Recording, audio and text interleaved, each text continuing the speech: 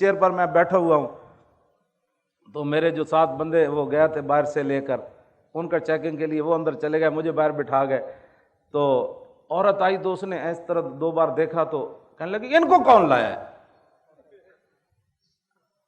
تو وہ کہنے لگے ہم لائے۔ انہوں نے کہا تمہیں اور بندہ کوئی نہیں نظر آیا؟ ایسے وہ گرم ہوئی، قریب تھا کہ ان کا گریبان کو پکڑ لیتی۔ تو میں نے کہا بچی بیٹی یہ تو میں حضور کی ناموس کے لیے آیا ہوں یہاں۔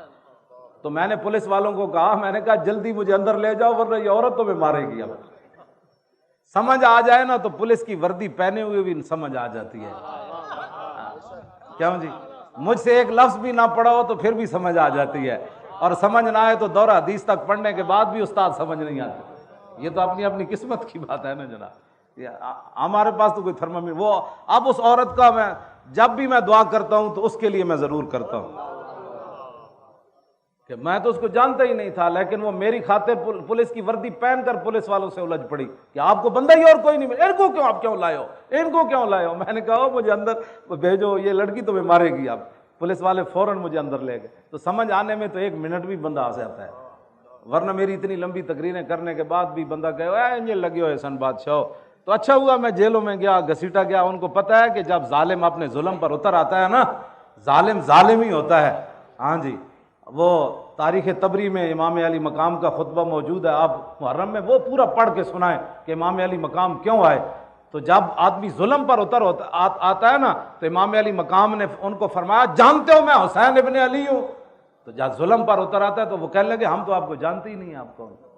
ظالم تو ظالم ہی ہوتا ہے نا، وہ تو حسین کو بھی نہیں پہچانتا جن کی شکل و صورت بھی رسول اللہ جیسی تھی۔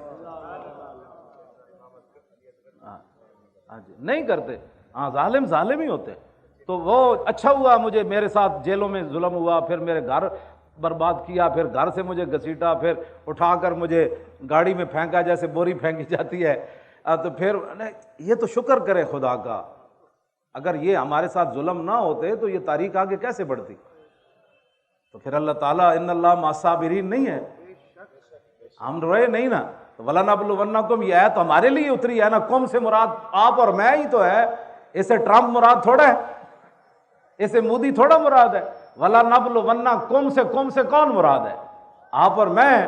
وَلَنَبْلُوَنَّكُمْ بِشَيْءٍ مِّنَ الْخَوْفِ وَالْجُوعِ وَنَقْصٍ مِّنَ الْأَمْوَالِ وَالْأَنفُسِ وَالثَّمَرَاتِ، ان ساری چیزوں کی آزمائش آپ سے بھی ہونی ہے اور مجھ سے بھی ہونی ہے۔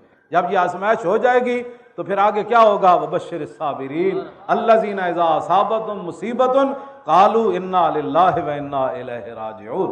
وہ مجھے میں نے انہوں نے جتنا بھی انہوں نے مجھے گھسیٹا، پھر وہ آگے پھینکا، وہ میرے سر سے پگڑی بھی اتر گئی، تو میں نے وہ اپنی گود میں رکھ لی، ٹوپی میں نے سر میں پہن لی، تو وہ پھر بھی میں ہنس رہا تھا، تو وہ پولیس والے کہنے لگے آپ ہمارے ساتھ مذاق کرتے ہیں؟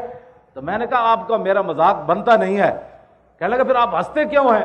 تو میں نے کہا اس لیے میں ہنس رہا ہوں کہ جن کو خوش کرنے کے لیے تم نے میرے گھر اتنا تباہی مچائی، مجھے گھسیٹا اور مجھے ایسے پھینک رہے ہو، اور مجھے تم نے گرم چادر بھی نہیں لینے دی، کہا کہ چل مولوی کو لے چلو، چلو مولوی کو لے چلو، یہ مولوی ہے؟ ہاں یہ۔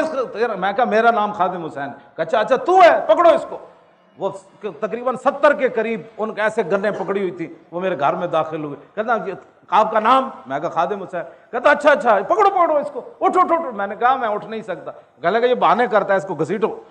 تو مجھے تو میں ہنس رہا تھا، تو وہ کہنے لگے آپ ہنستے کیوں ہیں؟ میں نے کہا جن کو خوش کرنے کے لیے آج جو روتے پھرتے ہمیں کیوں نکالا؟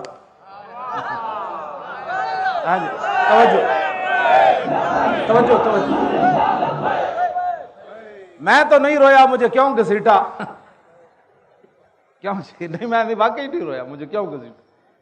اس لیے میں نے ان کو کہا کہ جن کو خوش کرنے کے لیے تم نے یہ ظلم کیا ہے نا، وہ تمہیں دیکھ نہیں رہے، وہ تو اپنے گھروں میں سوئے ہوئے ہیں، لیکن جن کی خاطر میں گھسیٹا گیا وہ مجھے دیکھ رہے ہیں۔